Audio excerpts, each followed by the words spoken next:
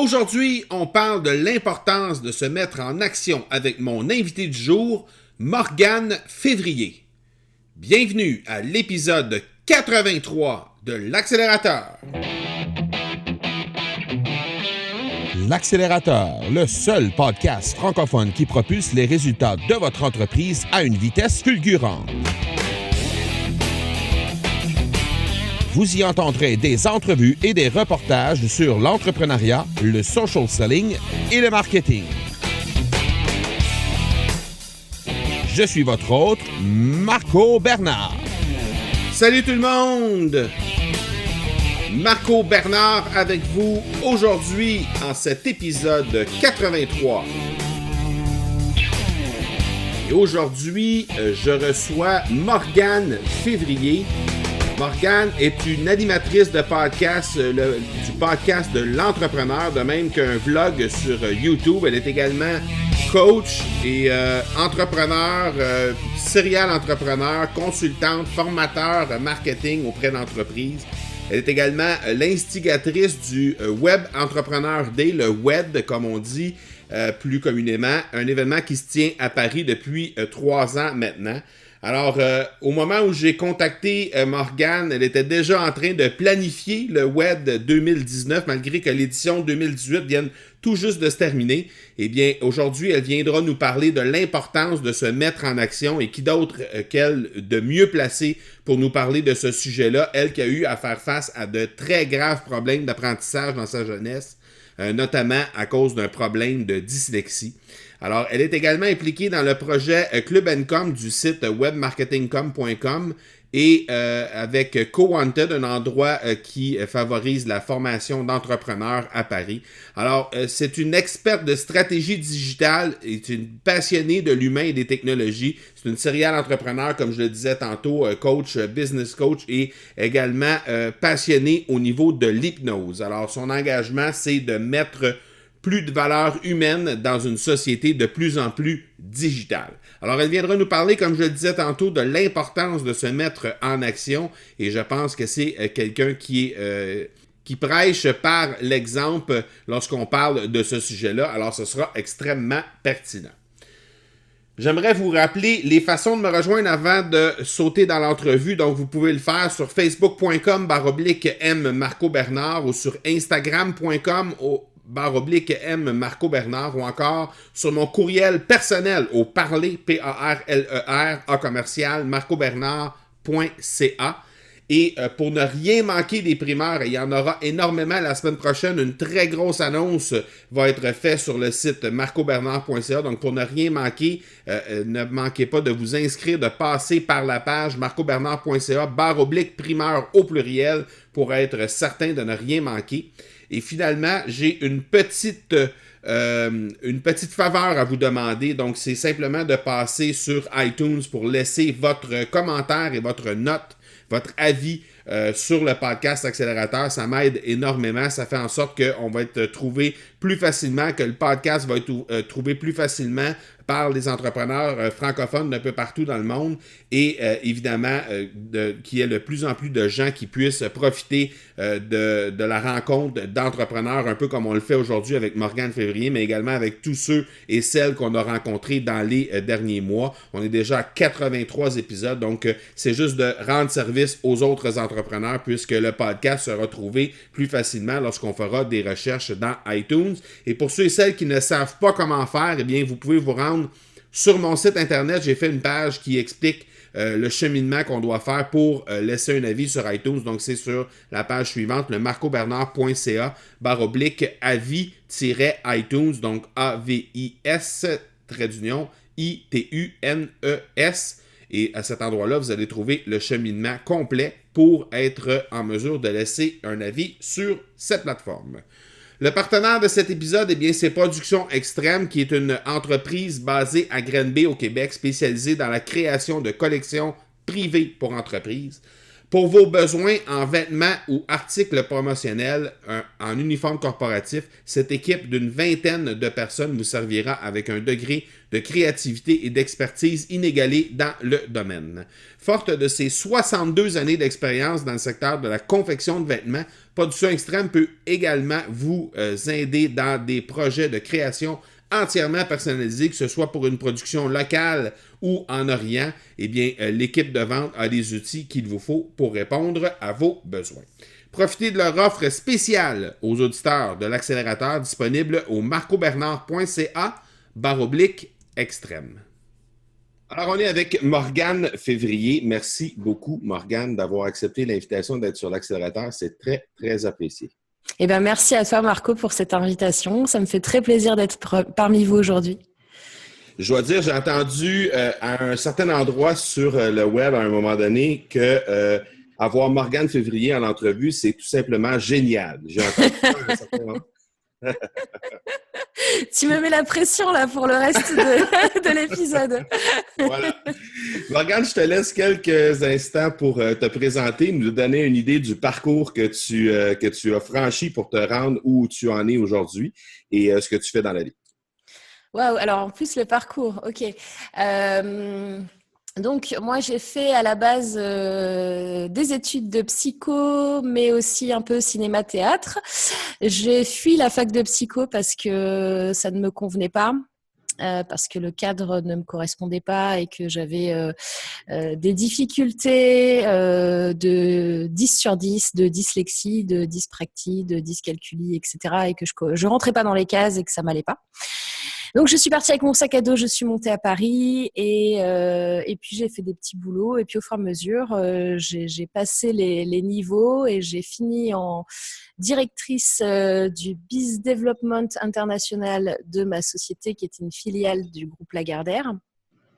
Je suis restée 10 ans là-bas, donc ça s'est très très bien passé. J'étais très bien, très à l'aise, des super équipes, un bon salaire, et je me suis dit ok, qu'est-ce que tu fais maintenant, Morgane? Tu te vois où? C'est quoi ta vision des 10 prochaines années? Et j'avais pas envie de rester dans ce cadre-là. Donc j'ai créé ma première boîte en 2012. Ma première boîte en 2012 qui était un assistant personnel sur le mobile pour aider les cadres, les dirigeants, les entrepreneurs, déjà tu vois cette voie-là, qui voulaient avoir un assistant personnel pour les aider dans leur vie de tous les jours, parce que moi je m'étais rendu compte en tant que cadre dirigeante et en plus en étant maman de 2 enfants que la semaine elle passait très très vite avec des horaires très lourds et que dès qu'il y avait le moindre truc compliqué à gérer, un problème de plomberie, un problème pour ta voiture, un problème de garde d'enfants et également pour les loisirs, que c'était compliqué à gérer tout ça. Donc je me suis dit j'ai besoin de quelqu'un, une sorte d'assistant virtuel, tu vois, qui m'accompagne là-dedans dans ma vie perso. Et c'est ce service-là que j'ai créé sur le mobile. Et puis après, j'ai créé au fur et à mesure plusieurs sociétés. J'ai créé une société de paris en ligne pour parier sur la météo, où tu gagnais des cadeaux. J'ai créé une application mobile de partage de recommandations de restaurants, bars entre amis géolocalisés. Et j'ai failli créer une boîte en Chine aussi entre-temps, mais le chinois m'a planté. Et et puis j'ai fait différents partenariats avec différentes sociétés, puisqu'après je me suis un petit peu calmée sur les créations de sociétés et je suis plus partie en mode contrat de partenariat. Et puis là, ça fait la 3e année que j'organise le Web Entrepreneur Day, qui est une journée inspirante de conférences où tu as une quinzaine de conférenciers qui passent sur scène en format TED, c'est-à-dire 15 minutes, un message, une idée, une inspiration, une motivation, qui a pour but de montrer aussi que les personnes qui sont sur le web, les web entrepreneurs ou même les entrepreneurs qu'on voit à la télévision sont des êtres humains, qu'ils ont aussi des failles, qu'ils ont eu aussi des problèmes, quel aura été leur parcours et comment ils en sont arrivés là, et pour donner, si tu veux, cette impulsion aux gens que tout est possible. Voilà. Je fais aussi pas mal de programmes en ligne pour les entrepreneurs, tout ce qui va être état d'esprit, tout ce qui va être business plan, tout ce qui va être gestion du temps. Qu'est-ce que j'oublie? C'est super dur de me présenter en 3 minutes avec le parcours en plus. Le podcast. Et puis le podcast, bien sûr. Alors oui, parce que en même temps de tout ça, je fais de la création de contenu, donc blog, podcast, donc le podcast des entrepreneurs depuis un peu plus de 3 ans et demi. Parce qu'on en est à 100 quelques épisodes maintenant. 156 épisodes, je crois. Et puis YouTube un petit peu aussi. Alors j'ai mis un petit peu le frein sur YouTube en 2017 parce qu'en fait j'ai fait beaucoup de contenu vidéo mais pas pour moi. J'ai accompagné des YouTubeurs, j'ai fait des choses pour des entreprises, enfin voilà. Et puis, je suis aussi là depuis très très peu de temps, depuis 2 mois, associée à Co-Antide, qui est un lieu dans Paris où en fait on fait en permanence tous les jours des événements. Des ateliers, des conférences, des programmes aussi sur 5 thématiques différentes. Bien évidemment, l'entrepreneuriat avec un programme Early Start où tu passes, c'est pour les débutants plus, on va dire. Tu passes 3 mois avec nous à base de 3 jours par semaine en présentiel et on monte avec toi ton business de A à Z dans l'objectif que tu aies une rentabilité au bout des 3 mois. Ensuite, il y a un programme développement personnel super humain où on va aborder des sujets sur tes valeurs, la confiance en toi, la puissance du mental, pour te révéler à toi-même et puis pouvoir avancer dans ce que tu souhaites faire, que tu veuilles être entrepreneur ou non. On a aussi un 3e programme qui est un programme spirituel qu'on est en train de monter parce que c'est quelque chose qu'on nous demande beaucoup. Donc spirituel, pas dans le sens religion, hein, plus dans le sens trouver... comment t'expliquer ça? Trouver... je sais pas du tout comment est la spiritualité au Canada. Donc... je sais pas du tout si c'est quelque chose qui... C'est un peu difficile à mettre en aussi. Ouais. En gros, c'est aussi un réalignement et augmenter des capacités un petit peu extrasensorielles, on va dire. OK. Et puis un programme, 4e programme sur le job carrière, bien évidemment, tous ceux qui sont paumés, tous ceux qui sont en burn-out, tous ceux qui veulent se reconvertir. On fait passer des gens pour pitcher, bien savoir se présenter, bien faire un CV, être visible en ligne, etc. Et le dernier programme sur le sport, santé, bien-être, où on va collaborer avec des coachs sportifs qui vont nous apprendre comment on fait avec la nutrition, comment on prend conscience que son corps est une machine qu'il faut entretenir au même titre que ta voiture quand tu dois faire la vidange, etc. Donc voilà, en très très peu de mots. Non, mais ça donne un portrait très complet de ce que tu fais. Et, oui. et j'ai fait quelques recherches au préalable à l'entrevue. Oui. Je me suis rendu compte à l'intérieur du contenu que tu crées, donc que ce soit les blogs, que ce soit les vlogs, que ce soit sur ton podcast, je me rendais compte qu'il y avait un filon, il y avait un lien entre la majorité des pièces de contenu que tu créais qui étaient reliées au fait de se mettre en action, peu importe dans quelle sphère on était. Donc, exactement. C'est pour ça que je t'ai invité à venir nous parler de ça aujourd'hui. As-tu cette impression-là qu'encore aujourd'hui, les gens ont de la difficulté à se mettre en action? Tout à fait. C'est quelque chose... Alors, pour te donner une anecdote, j'avais fait un programme qui avait super bien marché en termes de lead sur la procrastination. Comment justement tu fais pour te mettre en action et en fait ça avait super bien marché. Je crois que j'avais eu peut-être je sais pas peut-être 2 ou 3 000 leads. Donc les leads, c'est bon, ton audience est familière avec un peu le jargon où j'explique. Oui, non, tout à fait. Et finalement, donc il y avait toute une partie, tu vois, qui était gratuite en mode lancement où je donne plein de choses, etc. Et à un moment donné, je pousse un produit payant. Et en fait, là, j'ai reçu peut-être, je sais pas, 200 mails, un truc de fou, de personnes qui m'écrivaient toutes les bonnes raisons du monde pour ne pas prendre ce programme.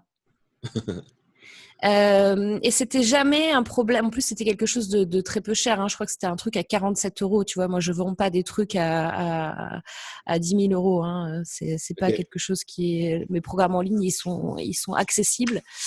Et donc, ouais, pour 47 euros, tu vois, et des gens qui sont très intéressés, donc ils ont vraiment besoin de ça. Et qui m'ont expliqué avec toutes les bonnes raisons du monde que en fait ils pourraient pas commencer le programme parce que là la semaine prochaine ils doivent déménager, que leur grand-mère est malade, qu'ils ont aquaponé, et c'était très je trouve euh, symptomatique du truc, c'est-à-dire que tu vois que les personnes qui ne passent pas à l'action ont toutes les bonnes raisons du monde, ont toutes les excuses du monde, et elles se complaignent dans ça. C'est-à-dire que je ne vais pas passer à l'action parce que j'ai une bonne raison. OK. Tu vois ? Et c'est un petit peu comme si... Mais je pense que c'est un problème d'objectif. OK. Tu vois ? Tu veux me poser une question ou tu veux que je continue ? Non, vas-y, je te laisse aller. Tu dis que c'est un problème d'objectif. Je Ouais, développe là-dessus. c'est un problème d'objectif. Je vais t'expliquer ma façon de penser là-dessus. Ça m'arrive souvent d'avoir des personnes qui m'envoient des messages en me disant Morgane, j'adore ce que tu fais, j'ai envie d'être entrepreneur et je pense que je vais créer ma boîte. Ça fait plusieurs mois que je cogite, je vais créer ma boîte. Ouais, ok. 6 mois après, cette même personne peut me dire je vais créer ma boîte. Tu vois, Ouais, OK. je vais. Et en fait, pourquoi ? Parce que en fait, l'objectif n'est pas le bon. L'objectif, c'est pas créer la boîte. L'objectif, c'est la vision de toi dans le futur. Excuse-moi. Créer sa boîte, c'est la vision de toi dans le futur. Mm-hmm. L'objectif, c'est pas ça. L'objectif, c'est OK. L'objectif, il doit être smart.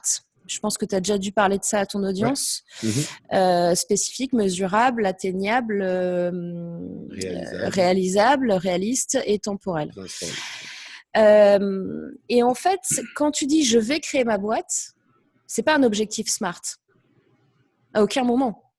Si tu me dis, ok, on est quoi ? On est le 10 mars, le 9 mars, je sais plus. Le 9 mars, si tu me dis le 12 juin 2018, je vais créer ma boîte. Je dis déjà, c'est mieux. Ok.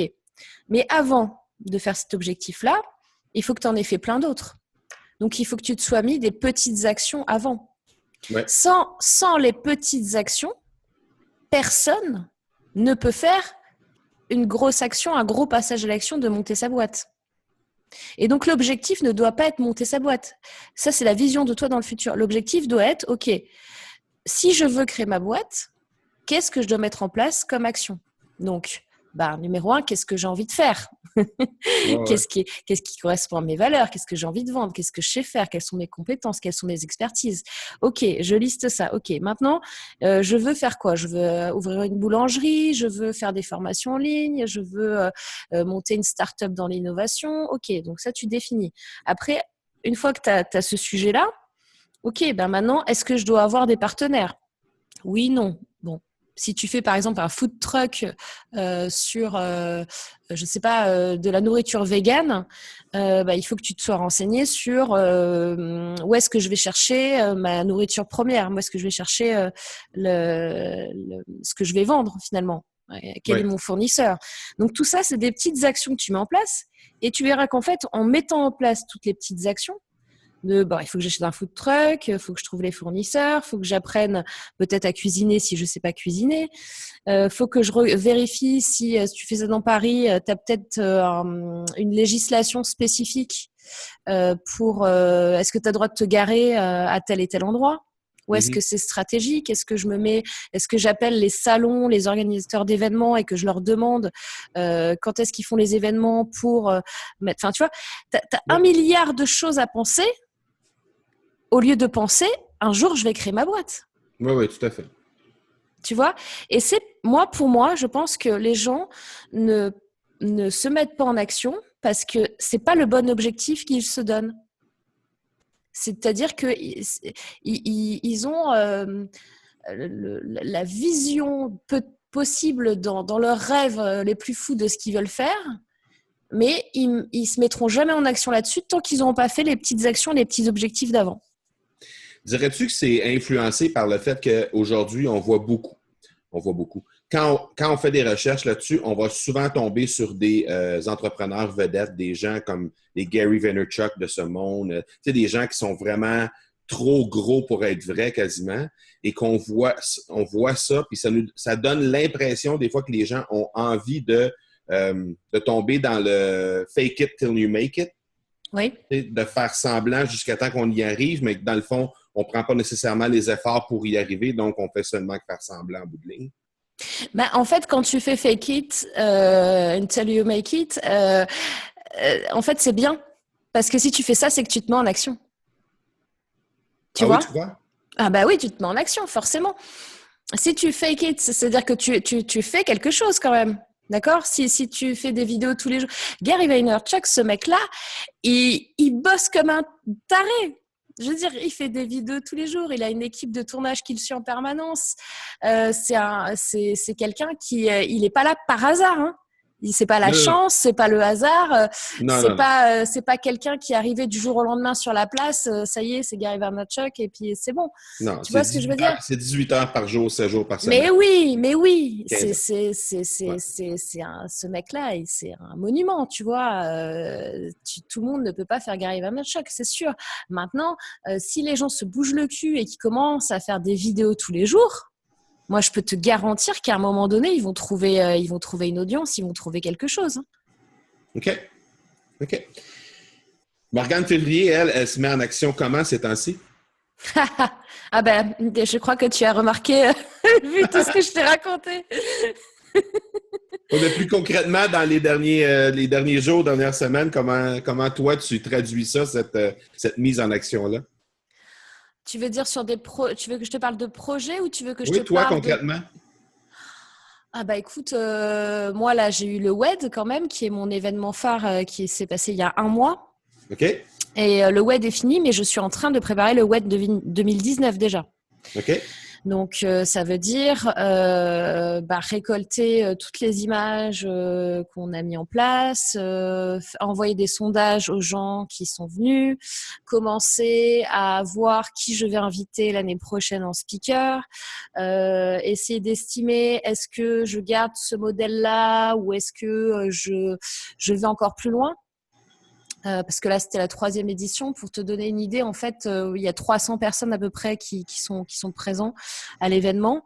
C'est dans un théâtre. Donc, moi, ce que j'aime bien, c'est le côté cosy, tu vois, le côté scène qui est très fort du coup. Quand tu fais ça dans un théâtre avec les lumières, avec une ambiance particulière. Ça, j'aimerais bien le garder. D'un autre côté, tu vois, je cogite un peu parce que je me dis en même temps... sur la partie networking, tu es un peu plus serré, tu vois, tu n'es pas comme dans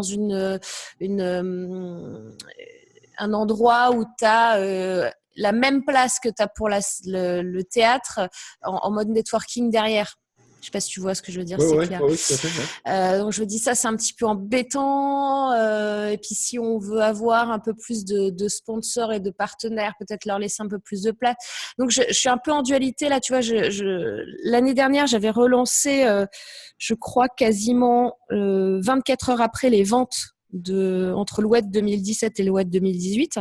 Là, je l'ai pas encore poussé. Alors, j'ai mis le replay en ligne, etc. Donc, pareil, hein, tout ce que j'ai fait cette semaine, page de vente sur le replay, donc les vidéos des conférences. Ouais, je me pose la question, est-ce que c'est le bon format, est-ce que c'est pas le bon format? En plus, on a eu la neige à Paris. Je sais pas si tu as suivi cette histoire-là, mais c'était un truc de malade. Donc, juste la semaine du WED et le vendredi matin du WED, il a neigé. Donc, il y a un paquet de gens, en fait, qui sont restés coincés parce que les gens viennent de toute la France à cet événement.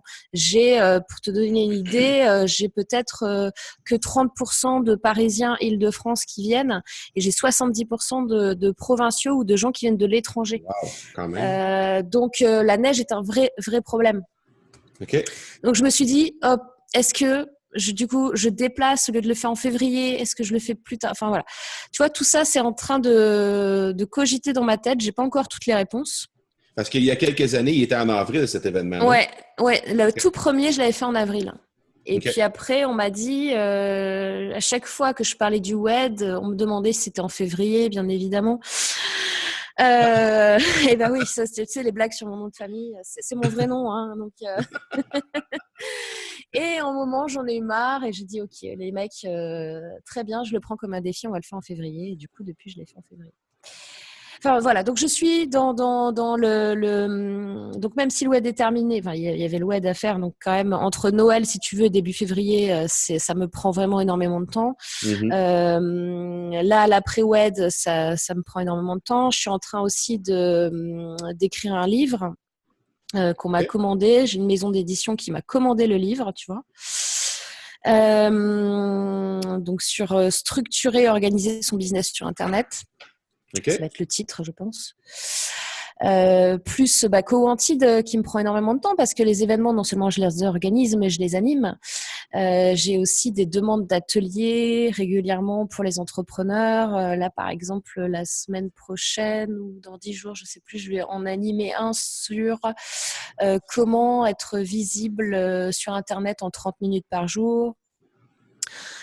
Donc je jongle en fait entre les produits aussi que j'ai en ligne. Oui.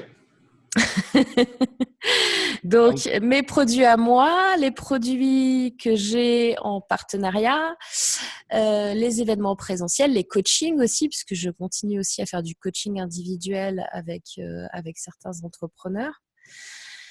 Mes journées passent comme un éclair, si tu veux. Là, on est vendredi. Je sais pas. Depuis lundi matin, je n'ai pas compris ce qui s'est passé. Ça a du bon, par exemple. Ça veut dire qu'on s'ennuie pas. Les journées passent rapidement. Mais je suis pas quelqu'un qui m'ennuie en fait, parce que de base, je pense que même si je faisais 1/10 de ce que je fais, je m'ennuierais toujours pas. OK. Bon. Sur l'importance de se mettre en action, je demande tout le temps aux invités sur le podcast de nous partager une astuce numéro 1 pour se mettre en action. Donc, les gens qui hésitent encore, les gens qui écoutent présentement, qui hésitent encore ou qui sont au début ou en tout cas, ils ont de la difficulté à vraiment se mettre en action, ce serait quoi ton astuce numéro 1? Alors, il y en a plusieurs. Alors, je t'en donne une ou je t'en donne plusieurs? Vas-y, comme tu le sens. Souvent, il y a 2 problèmes sur la mise en action et sur la procrastination en général. Le premier, c'est celui que je t'ai donné tout à l'heure, c'est-à-dire qu'il faut bien définir son objectif et avoir un objectif SMART. Si c'est pas SMART, si c'est juste je veux créer ma boîte, ça marchera pas. Vous n'arriverez pas à vous mettre en action. Le deuxième, c'est une question de gestion du temps et des priorités. Parce que tu vas souvent entendre des gens qui vont pas se mettre en action parce qu'ils vont te dire « je n'ai pas le temps ». OK. Et là-dessus, moi, j'ai créé ma propre méthode qui s'appelle la méthode WI, qui est obligatoire, urgent, important. Donc, en gros, ce que ça fait, c'est que, donc je te résume vraiment en 5 minutes, parce qu'on pourrait en parler toute la journée. En 5 minutes, très synthétiquement, c'est quoi? Ça veut dire déjà, tu fais tout ce que tu as à faire en termes de charges et de tâches le matin. Le matin, même si tu n'es pas du matin, parce que j'ai aussi des gens qui vont dire « oui, mais moi, je ne suis pas du matin ». Eh bien, je vous confirme que moi non plus, je ne suis pas du matin. Moi, je suis quelqu'un qui peut bosser jusqu'à 4 ou 5 heures du matin parce que je suis, de mon point de vue, plus productive le soir, mais pourtant, j'applique quand même la méthode oui, parce qu'une fois qu'on a fait ça le matin, on a la disponibilité du cerveau qui est libre. OK. Donc, concrètement, ça donne quoi? Admettons, surtout pour quelqu'un comme moi qui a beaucoup de choses à faire différentes, tu vas avoir, je sais pas, un devis à faire pour un client. Tu vas avoir ta compta à faire. Tu vas avoir un mail auquel tu dois répondre depuis la semaine dernière et tu vas avoir, qu'est-ce que tu peux avoir comme tâche bref, tu vas avoir 4 choses très différentes et tu les mets dans une sorte de tableau. Moi, je ne fonctionne pas avec des to-do list. Donc, tu le mets tu listes en fait tout ce que tu as à faire pour la première fois, puisqu'il peut y avoir 200 choses. Hein, donc, tu listes tes 200 choses. Et tu fais des colonnes et tu mets OUI. Et tu mets un point si c'est obligatoire, urgent, important. Donc, obligatoire, c'est quoi ? Obligatoire, ça va être quelque chose la plupart du temps sur lequel tu vas reculer le plus possible parce que ça va être pour toi quelque chose qui n'a pas d'importance, qui n'a pas de valeur ajoutée et qui te prend la tête, du genre comptabilité, administration, des choses qui sont obligatoires que si tu fais pas, tu vas avoir des problèmes. Mais que tu repousses. Les envois de courrier, je sais pas. Les trucs qui te rebutent. Les trucs qui te rebutent et du coup, que tu procrastines tout le temps. Ça, tu te les mets en premier. U comme urgent. Urgent, ça va être généralement tout ce qui est pour moi client. C'est-à-dire que j'accorde une très, très grande importance à mon service client. Quand mes clients ont des soucis ou qu'ils me posent des questions, etc., pour moi, c'est très important, c'est très urgent de leur répondre rapidement. Donc ça, pareil, on le range là-dedans. Et tout ce qui est important, ça va être important pour ton business. Important pour ton business, ça veut dire quoi ? Ça veut dire tout ce qui va être image de marque, ça veut dire tout ce qui va être visibilité, ça veut dire tout ce qui va être page de vente, tout ce qui va te rapporter quelque chose sur du court, moyen et long terme. Une fois que tu as fait ça et que tu as mis toute ta liste avec tes points, en fait, tu as, si quelque chose est OUI, obligatoire, urgent, important, ça va faire 3 points. Ça, c'est tout en haut de ta liste. Et ça, ce qui est tout en haut de ta liste, tu le fais demain matin. Imagine que tu arrives à faire tous les jours 5 tâches le matin, entre 8h et midi. Eh bien, ce qui va se passer, c'est qu'à la fin de la semaine, si tu fais une semaine, on va dire classique, en mode salarié, on va dire, tu fais une semaine classique du lundi au vendredi, ça va te faire 25 actions qui ont été faites à la semaine. Ça va te faire qu'à la fin du mois, tu as une centaine d'actions qui ont été faites. Je peux te dire que ça te booste, tout, quoi. Donc voilà. Et après, dans ta gestion de priorité, ça veut dire qu'il faut que tu remplisses ton planning à moins de 70%. Pour avoir une marge de manœuvre sur les imprévus, sur les moments où tu dois t'accorder des moments à toi, sur les moments où tu vas faire un petit peu d'études, de veille, de benchmark, où tu vas te prendre du temps pour toi sans culpabiliser, parce que tous les trucs importants, tu les auras fait avant. OK. Est-ce que ça répond à ta question? Ça répond tout à fait. As-tu des ressources que tu aimerais partager avec les gens que tu as peut-être déjà consultés ou c'est des gens qui sont des ressources vraiment très intéressantes pour ceux qui veulent se lancer justement? Alors, il y a le livre Lean Startup qui est pas mal fait. Parce que ça te montre en fait, si tu veux, le principe c'est de ne pas passer 6 mois, 1 an dans une grotte à préparer quelque chose pour au final qu'il arrive sur le marché et que tout le monde s'en foute. On va dire que je peux le résumer comme ça. Je pense que tu connais le livre. Oui. Okay. Et ça te pousse à l'action aussi, ça, tu vois. Voilà. Ça te montre que c'est pas grave, tu as pas de produit, tu n'as pas de service. Va demander aux gens si c'est quelque chose qui les intéresse, tout simplement, tu vois. Oui, tout simplement. Exactement. On est dans la section les questions éclairs, la pédale au fond. J'aimerais reparler de ta dyslexie. Oui. Parce que, on dit tout le temps aux gens, quand on fait de la création de contenu, d'essayer de ne pas parler à tout le monde, mais de parler à une certaine cible. Je m'adresse aux gens présentement qui nous écoutent, qui ont soit des problèmes de dyslexie, soit des problèmes d'apprentissage, qui ont eu des problèmes, qui ont eu à faire face à ces problèmes-là quand ils étaient plus jeunes. Je voulais te poser la question, jusqu'à quel point le fait de se lancer dans la création de contenu vidéo ou podcast provient du fait qu'il y avait un peu qui avait cette problématique-là que tu as rencontrée plus jeune? Alors, ta question, c'est pourquoi je me suis lancée là-dedans en ayant cette problématique. Je n'ai pas compris ta question. Est-ce qu'il y a un lien entre le fait que tu que tu as décidé de te lancer dans le podcasting et dans le vlogging et le fait que tu avais les problèmes de dyslexie quand tu étais plus jeune? C'est une très bonne question. Je ne me la suis pas posée. En même temps, je te dirais certainement, dans le sens où, justement, ayant ces difficultés-là, si tu veux, tu as deux choix. C'est soit tu restes figé avec toi-même dans tes problèmes, ou soit tu essaies d'aller de l'avant, et soit tu essayes de te dire que tu es capable de le faire.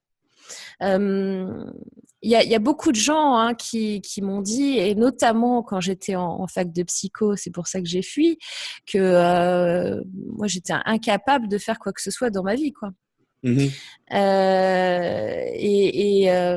Et là, tu vois, rien que le fait de te parler comme ça, j'ai mon cerveau qui fuse sur beaucoup d'autres choses en même temps. Et si je n'ai pas une capacité de concentration à 200% sur le moment présent et sur ce que tu es en train de me dire, je vais plus pouvoir aligner deux mots. Okay. Donc, c'est en effet un exercice qui est très intéressant. Et quel que soit là d'où on vient et quel que soit ce qu'on vous a dit dans votre vie sur vos capacités, vos compétences, je pense, et c'est pour ça que je te disais tout à l'heure, je suis activatrice de potentiel, je pense que tout le monde, si même quelqu'un comme moi arrive à aligner deux mots, arrive à pouvoir essayer de s'exprimer. J'ai toujours, si tu veux, ce syndrome de me dire, est-ce que les gens en face de moi, quand je parle, ils comprennent ce que je dis? Ouais, je comprends ce que tu dis. Ah, ouais. Ouais, je comprends. Mais j'essaye, tu vois, de faire avec et de me dire, à un moment, ils feront peut-être aussi l'effort de comprendre. Tu vois, si moi, j'arrive à les comprendre, ça doit être dans les deux sens. Et certainement qu'il y a quelque part en moi quelque chose qui veut prouver que je suis capable. Donc, au départ... Oui, vas-y. Non, vas-y. Et que si moi, je suis capable, tout le monde peut être capable. Okay. Et ça, c'est important. Parce que moi, je suis très dans l'humain. Je suis dans tout ce que j'ai fait dans ma vie, même quand j'étais salariée ou en business ou quoi que ce soit. C'est très... je veux aider les gens, en fait, profondément. OK. Tu vois? Est-ce que ce lancement-là dans le monde du podcast et du vlog, ça s'est fait de façon consciente? Est-ce que c'était... comment dire? Est-ce que c'était... formateur pour toi de façon consciente ou si tu t'es lancé là-dedans un peu comme un défi personnel de dire je vais montrer aux gens que je suis capable de faire ça malgré les difficultés que j'ai rencontrées? Alors non, j'ai pas pensé au regard des autres là-dessus. Alors oui et non, parce que je vais t'expliquer. Moi, au niveau écriture, en vrai, j'écris depuis que je suis toute petite. Okay. J'ai écrit des nouvelles, des romans, des poèmes. Donc écrire pour moi, c'est quelque chose qui est assez libérateur et qui permet d'arriver à recentrer ma pensée. Puisque comme ça part dans tous les sens, le fait de faire l'effort de le structurer me fait du bien et m'aide, tu vois, dans mon évolution et justement dans le combat contre la dyslexie, etc. Le podcast, écoute, alors là, c'était parce que ça m'arrangeait bien qu'on voit pas ma tête. Tout simplement. Ça mérite d'être honnête. je me suis pas dit, ah là là, YouTube, parce que ça devait être, je sais plus en quelle année, c'était en 2014 ou un truc comme ça que j'ai fait mon premier podcast, 2015, je sais plus. Ouais. À l'époque, ça faisait peut-être 3 ans que je savais qu'il fallait être sur YouTube. Donc, si tu veux, depuis 2011, je me disais, il faut que tu sois sur YouTube, il faut que tu sois sur YouTube, mais laisse tomber, qu'est-ce que je vais mettre ma tête sur YouTube, quoi. Pour moi, c'est impensable. Et donc, j'ai créé ma chaîne YouTube en 2012 et je ne l'ai jamais alimentée avant 2016, tu vois. OK. Et entre-temps, j'ai fait donc plus de 2 ans de podcast, puisque de 2014 à 2016, ça fait 2 ans. Et en fait, le podcast m'a permis de faire mes premières vidéos YouTube. Ça t'a donné confiance. C'est pas que ça m'a donné confiance, c'est que ça m'a... En fait, regarde, le premier podcast que j'ai enregistré en 2014, je pense que j'ai mis la journée entière à l'enregistrer. Le podcast doit faire 40 minutes. Et j'ai préparé tout ce que je voulais dire de manière très scolaire. J'avais mon petit texte, j'étais très... Et puis, j'enregistre ma voix, je me dis c'est pas mal et tout, j'écoute. Et là, c'est le drame. Je me dis, mais qu'est-ce que c'est que cette voix? Et puis, j'arrête pas de faire des... Et puis des Et puis, je commence à monter mon podcast et à tout couper de partout, tous mes tous mes machins. Et maintenant, quand j'enregistre mes podcasts, je ne sais jamais ce que je vais dire à l'avance, quasiment jamais. Je ne fais jamais aucun plan. J'allume mon micro, je dis bonjour à tous, vous êtes sur le podcast de l'entrepreneur, c'est Morgane au micro. On va voir ensemble aujourd'hui, je ne sais pas quoi, mais on va le voir, ça c'est sûr. Vous avez le titre dans le podcast, vous le savez, et ce sera génial. Tu vois, je prends en une prise, ça dure peut-être 20 minutes, une demi-heure, en une prise quelque chose, je me laisse aller dans le flow, je coupe, et puis hop, j'importe le fichier tel quel, je ne fais aucun montage, rien du tout. Tu vois la différence? C'est que ça m'a permis, je pense que plus tu fais quelque chose, mieux tu le fais. Tu vois? Pour les vidéos sur YouTube, quand j'ai lancé ma chaîne, donc vraiment en 2016, j'ai fait OK, on va faire une vidéo par jour. Tu vois, c'est OK, on va faire une vidéo par jour. Une vidéo par jour. J'ai tenu une vidéo par jour pendant 6 mois. Et je sais très bien que entre ma première vidéo et la dernière que j'ai faite, ça n'a rien à voir. Donc, le fait de faire te donne des compétences, des expertises. Je ne sais pas si c'est une question de confiance, tu vois. C'est plus une question d'être à l'aise. Et moi, je ne veux pas, dans aucun contenu que je fais, tu as dû le voir, je ne veux pas être quelqu'un d'autre. Je ne veux pas ne pas être la même personne que celle que je suis. Je veux rester authentique en permanence.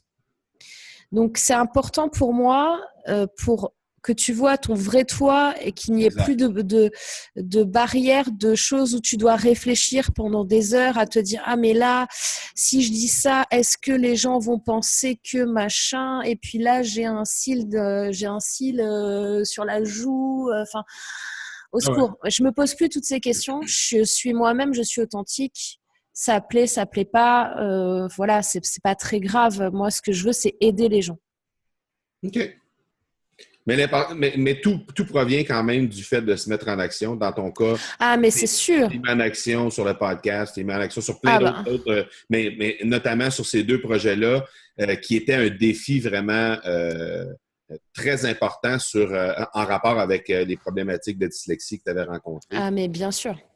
Donc, ça traduit bien le sujet du jour, en réalité, le fait que malgré cette dyslexie-là, tu as réussi quand même à bien faire les choses, autant sur le podcast que sur le vlog et sur plein d'autres choses que tu fais. Vraiment, bravo pour tout le contenu que tu crées, bravo pour toutes les choses que tu mets sur le web. Je pense que tu aides énormément d'entrepreneurs à travers ça. Moi, j'ai fait des recherches et je me suis rendu compte qu'il y avait des milliers de trucs qui existaient à ton nom. C'est phénoménal. Donc, félicitations pour tout ça. Le mot de la fin te revient, Morgane. Qu'est-ce qui s'en vient dans les prochaines semaines pour toi? Dans les prochaines semaines, pour moi, écoute, encore des événements. Et puis encore de l'accompagnement d'entrepreneurs, et puis encore de la création de contenu, et encore du fun. Et si je devais te donner un mot de la fin, je te dirais quoi que vous fassiez, restez authentique. Et aussi, mettez du fun dans votre vie. Moi, je suis incapable à l'heure actuelle, et je pense qu'en fait, j'étais tout le temps comme ça, mais des fois, on est contraint par la société, mais je suis incapable de faire quelque chose que je n'ai pas envie de faire en vrai. Et quand je dis je n'ai pas envie de faire, c'est quelque chose qui ne m'apporte pas de fun. Exact. Tu vois? Ça paraît que tu as du plaisir à faire ce que tu fais. Ça transparaît à l'écran et à l'écoute aussi également. Super, j'espère. Et puis surtout, donnez-vous un objectif SMART et pas un rêve. Vous pouvez partir du rêve et de votre vision de vous dans le futur, mais redescendez sur les étapes d'avant et là, vous allez avancer. Merci énormément de ton temps, Morgane. C'est très, très, très apprécié. Et puis, je vais mettre dans les notes de l'épisode, évidemment, les coordonnées pour te rejoindre. Donc, si les gens veulent te poser des questions, s'ils veulent écouter ton podcast, aller voir ta chaîne YouTube, tout sera dans les notes de l'épisode. Alors, un gros merci encore de ton temps et on se reparle bientôt. Super, merci à toi, Marco. À très bientôt. Ciao. Ciao. Alors, si vous êtes comme moi, eh bien, vous allez avoir apprécié énormément de découvrir cette femme qui est Morgane de Février, et aussi, mais je dirais surtout, en fait, le fait qu'elle se soit ouverte de façon aussi généreuse et authentique à nous. Alors, un gros merci, Morgane, de l'avoir fait de cette façon. C'est très apprécié et je suis certain que les auditeurs ont apprécié également. Je vous invite à faire un détour par le podcast de l'entrepreneur qui est animé par Morgane Février. C'est particulièrement intéressant ce qu'elle fait avec ce podcast-là, et elle est rendue au-delà de 150 épisodes au moment où on se parle. En réalité, au moment où j'enregistre cet épisode-ci, c'est, je pense, 153 pour être plus précis. Donc, passer par ce podcast-là, c'est particulièrement pertinent et intéressant pour les entrepreneurs, ce qu'elle livre sur son podcast. Et n'hésitez pas également à passer voir son site internet ainsi que les différentes ressources qu'elle a mentionnées pendant l'épisode. Et je vais laisser également dans les notes de l'épisode les différents liens pour la rejoindre sur ses profils de médias sociaux. Alors, n'hésitez surtout pas à vous diriger vers elle pour rentrer en contact avec elle et éventuellement engager la conversation. Je vous rappelle les façons de me rejoindre: facebook.com/M Marco Bernard, instagram.com/M Marco Bernard, parler à commercial marcobernard.ca, c'est mon courriel personnel, sinon marcobernard.ca/primeur avec un S, donc primeur au pluriel, et ne manquez surtout pas de vous inscrire sur cette page, puisqu'il y aura de grosses primeurs la semaine prochaine. D'ailleurs, le prochain épisode est consacré à une primeur qui se verra lancée à la mi-avril, donc les 17, 18 et 19 avril prochains. Un gros événement, et vous ne voudrez pas manquer ça, puisque ce sera le lancement d'un événement majeur et marquant dans la vie des entrepreneurs francophones pour les prochaines années, parce que c'est un événement qui est appelé à revenir définitivement au moins une fois par année, mais possiblement 2 fois par année également. Donc, ne manquez surtout pas l'épisode de mardi prochain. Ce sera l'épisode qui servira de dévoilement pour cet événement-là, qui sera marquant dans l'univers des entrepreneurs francophones. Voilà donc qui termine cet épisode de 83. Je vous donne rendez-vous mardi prochain